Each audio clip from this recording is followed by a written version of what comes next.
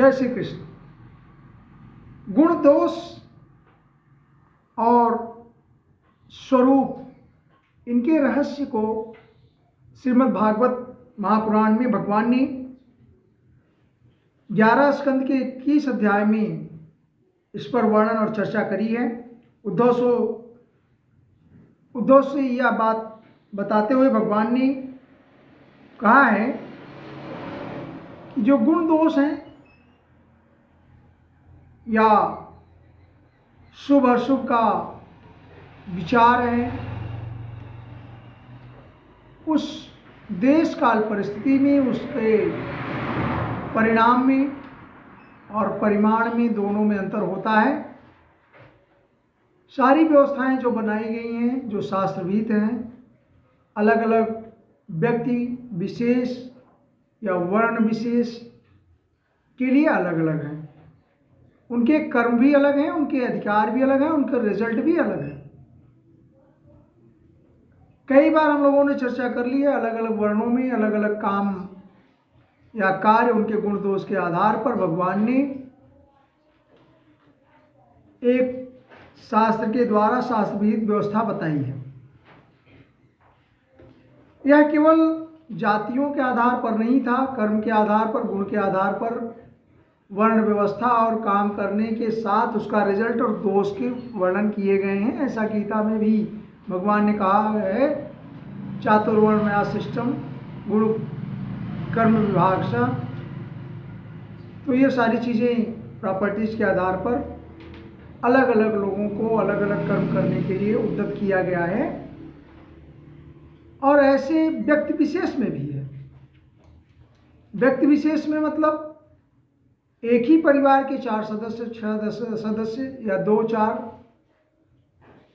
या गांव का या समाज का, अलग अलग उसके लिए कार्य है, अलग अलग उसका विधान है। जैसे बच्चे के लिए किसी प्रकार का कर्म करना और उससे बड़े लोगों के साथ वैसा कर्म करना, दोनों में अंतर है। दोनों के रिजल्ट में भी अंतर है, दोनों के गलत होने पर दंड विधान और दोष में भी अंतर है।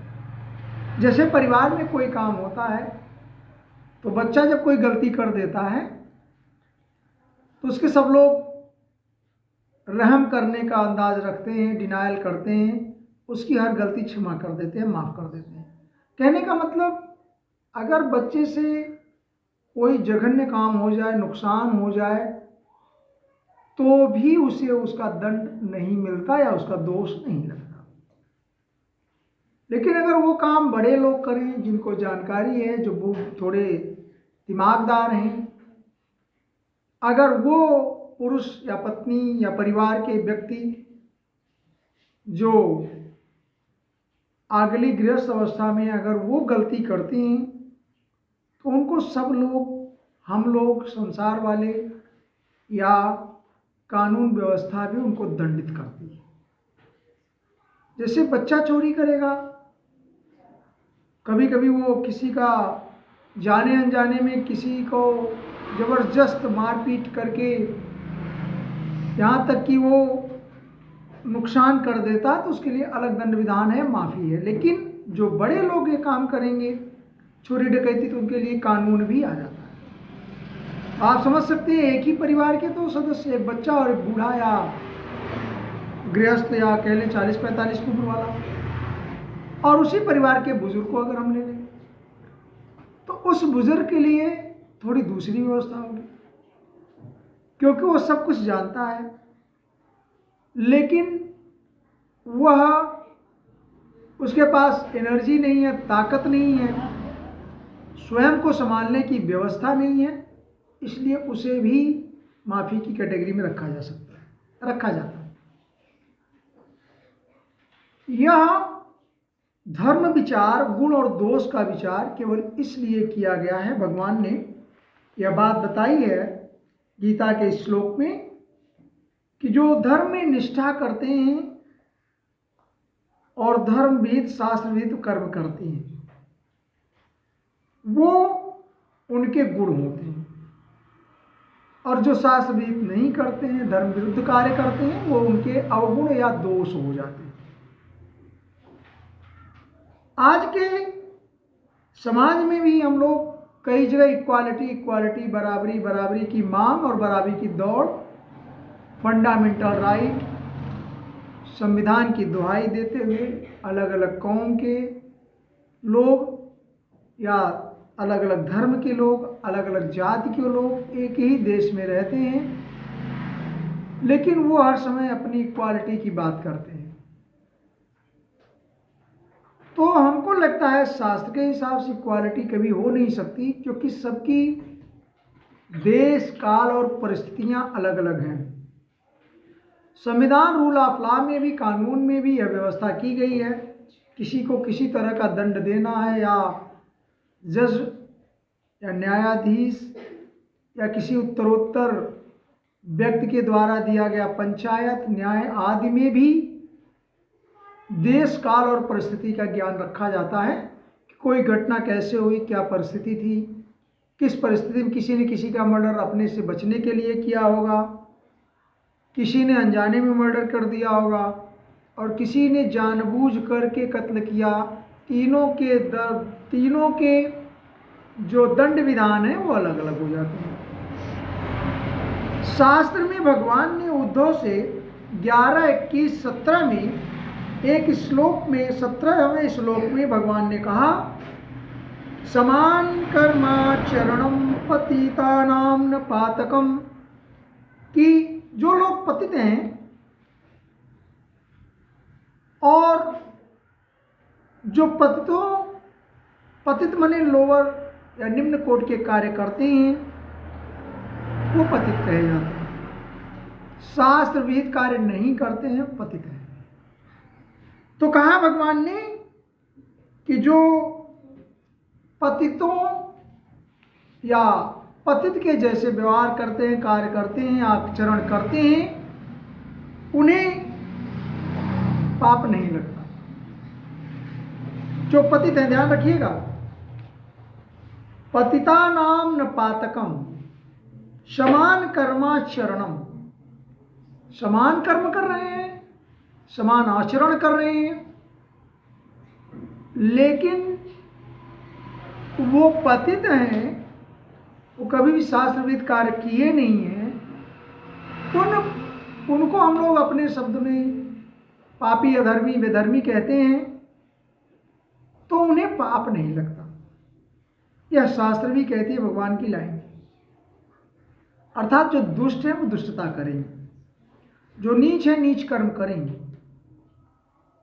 लेकिन जो उच्च कोटि के लोग हैं, जो शास्त्र विहित कार्य करते हैं, उनके लिए वही दंड या दोष हो जाएगा।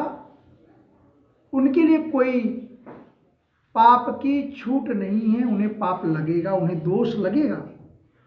उसके अगले लाइन में औपत्तिको गुणः संगो न शयाना पत्यधा, लेकिन जो उच्च वर्ग के लोग हैं, उच्च कोटि के लोग हैं, उनका आचरण अच्छा है, ऐसे पुरुषों के लिए सर्वथा त्याज्य है। त्याज्य माने उसे छोड़ा जा नहीं सकता, उसको दोष लगेगा और उसका दुष्परिणाम भी उसे मिलेगा। जैसे गृहस्थ पुरुष के लिए भगवान ने उदाहरण दिया। गृहस्थ पुरुष अपने परिवार के साथ, पत्नी के साथ रहता है, शयन करता है, उसे शास्त्र में वो धर्म और आचरण के हिसाब से रहता है, पुत्रेजन करता है, परिवार पैदा करता है, सृष्टि बढ़ाता है। लेकिन एक सन्यासी के लिए यह अपतित के जैसा कार्य हो जाता, पतित हो जाता। सन्यासी अगर किसी स्त्री का सहवास कर लेगा तो सन्यासी का अर्थ है कि जिसके पास खुद ही पत्नी नहीं है, जिसकी शादी विवाह नहीं हुई है, और वह अगर स्त्री संग कर लेता है तो वह उसका आचरण पतित हो जाता है और उसे दोष लगता है। उसके अर्थ में आगे यह है कि जैसे मान लीजिए कोई नीच व्यक्ति है, नीचे सोया ही है, तो वो गिरेगा कहाँ? लेकिन जो उच्च कोटि के लोग हैं, जो बड़े लोग हैं, जो धर्म कर्म से बड़े हैं, तो उनके उच्च कर्म से वो नीचे गिरेगा। जैसे कोई ब्राह्मण कोई अन्याय का कार्य करेगा, उसे दोष लगेगा। कोई ब्राह्मण अगर हिंसा करता है, उसे दोष लगेगा। लेकिन अगर कोई चिकवा है, कोई पशु का व्यापारी है, मांस का व्यापारी है, तो वह मांस भी बेचेगा और पशु की हत्या भी करेगा, तो ध्यान रखिए उसे दोष नहीं लगेगा। ऐसा कहा गया है, समान कर्माचरणम, कर्म समान है। ब्राह्मण से भी किसी की हत्या हो जाए, किसी पशु की, और सेम टाइम अगर किसी चिकवा या पशु व्यापारी के द्वारा किसी की हत्या हो जाए, मांस के व्यापारी के द्वारा, दोनों में समान कर्माचरणम पतितानाम न पातकम, उसको वो पतित है इसलिए उसको उसका पाप नहीं लगेगा, पातक नहीं लगेगा। लेकिन इस ब्राह्मण के लिए जिसका धर्म नहीं है, जिसका वह कार्य नहीं है, फिर भी उसने हिंसा करी, तो उसको उसका पाप लगेगा, दोष लगेगा। यह पाप और गुण दोष का मुख्य उद्देश्य ये है कि जो संसार में जो सृष्टि है, उसमें हमारे आपके जो स्वाभाविक गुण हैं, प्रवृत्ति हैं, जो स्वभाव से हमको करना है, करना चाहिए, उसको नियंत्रित और संकुचित करने के लिए ये है। शास्त्र में ये 16 श्लोक में क्वचिद गुणो अपि दोष, कहीं कहीं गुण जो है दोष हो जाता है। स्याद दोषो अपि विधिना गुण, और कहीं कहीं जो दूसरे के लिए दोष है वो किसी दूसरे के लिए गुण का कार्य करता है। अर्थात कहने का मतलब ये है कि समान कर्म करते हुए भी, आपको समान आचरण करते हुए भी आपको यह ध्यान रखना पड़ेगा कि हमारा क्या कर्तव्य है, हमारी क्या ड्यूटी है, हमें उसके हिसाब से काम करना।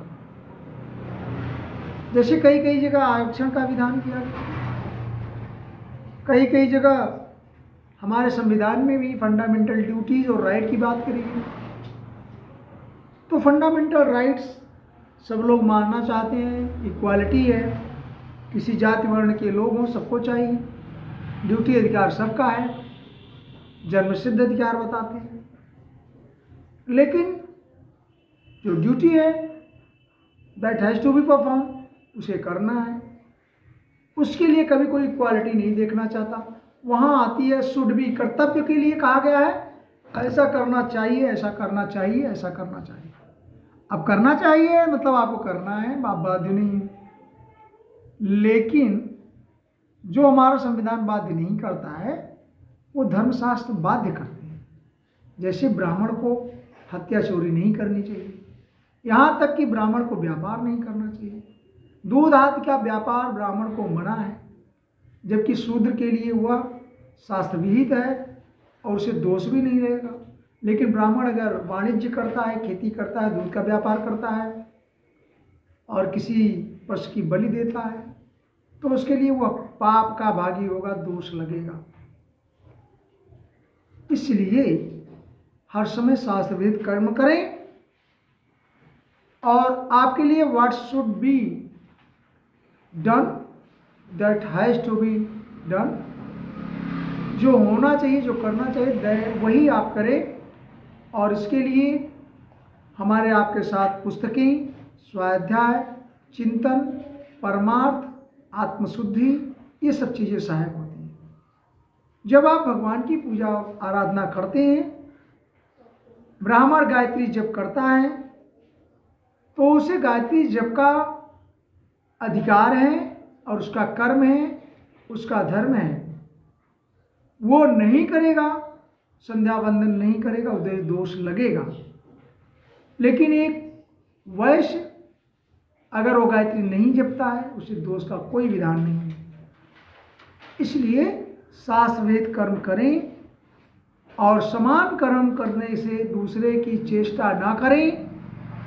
दूसरे जो पतित हैं आप उनका जबरदस्ती उदाहरण मत दें। कई बार कुछ बुरे लोग काम करते हैं तो आपने उदाहरण दिया, आप ये झटके में कह देते हैं अरे भाई वो तो यही काम कर रहा है, तो निश्चित है उसके आपके रहन सहन में, अवस्था में, व्यवस्था में, परिस्थिति में अंतर है। अब अंतर है इसलिए दोष का भी अंतर है। एक ही परिवार में उम्र का अंतर है। बच्चे, बूढ़े और बुजुर्ग के साथ जो वयस्क हैं उनको मिलने वाला दोष, उनको मिलने वाला दंड, दोनों में देश काल परिस्थितियां अंतर आती हैं। जैसे आपने कई बार यह सुना है, आपत्ति काल या विपत्ति में धर्मम नास्ति, धर्म को छोड़ दिया जाता है, धर्म नहीं किया जाता है। अशुद्ध में, अशुद्ध अवस्था में, सूतक में, सूदक में भगवान की आराधना पूजा नहीं करी जाती है। उस दिन अगर आप करते हैं अशुद्धि में तब आपको दोष लगेगा। तो कहा ना, कभी वही गुण, जैसे पूजा करने पर भगवान प्रसन्न होते हैं, ठीक है, ये धर्म है, ये गुण है, ये करना चाहिए, गंगा जल, गंगा स्नान करना चाहिए। लेकिन अछूत और अशुद्ध की अवस्था में, सूतक सूदक में अगर आप ऐसा करते हैं तो वही मिलने वाला रिजल्ट, उसका परिणाम आपको उल्टा और दोष युक्त मिलेगा, जबकि ये गुण है। तो इसलिए हर समय देश काल परिस्थितियों और शरीर का ध्यान देते हुए दूसरों की नकल न करें, क्योंकि उनकी अलग अलग व्यवस्था है। एक शूद्र, जैसे मैंने कई बार उदाहरण दिया, एक कानून जानने वाला व्यक्ति और कानून न जानने वाला। एक आम आदमी जब कोर्ट में उपस्थित होता है और एक वकील साहब या जिनको रेगुलेशन पता है, लीडर, नेता, इन लोगों को जिनको कॉन्स्टिट्यूशन, संविधान पता है, वो कोई गैर कानूनी काम करते हैं तो उनके लिए सजा, और एक अनजाना व्यक्ति जो है, जो गलती से कर लिया, उसे मालूम नहीं, उसके लिए सजा में अंतर आता है। इसी तरह से जब हमारे आपके शरीर समाज में अंतर है तो शास्त्र भी ऐसे ही कहते हैं कि जो पतित हैं, जो समान कर्म तो कर रहे हैं लेकिन वो पतित हैं, आप उनका अनुसरण न करें, क्योंकि जो पतित है वो ऑलरेडी पाप मुक्त है, और उस जो नीचे ही सोया है वो गिरेगा कहाँ, जो ऊपर है उसको गिरने के चांसेस हैं। इसीलिए सन्यासी का, ब्राह्मण का, क्षत्रिय का उदाहरण दिया गया है कि आपके लिए पतित काम करना दोष युक्त है और ये पाप युक्त है, जबकि जो पतित हैं वो पाप मुक्त हैं। That's all. जय श्री कृष्ण।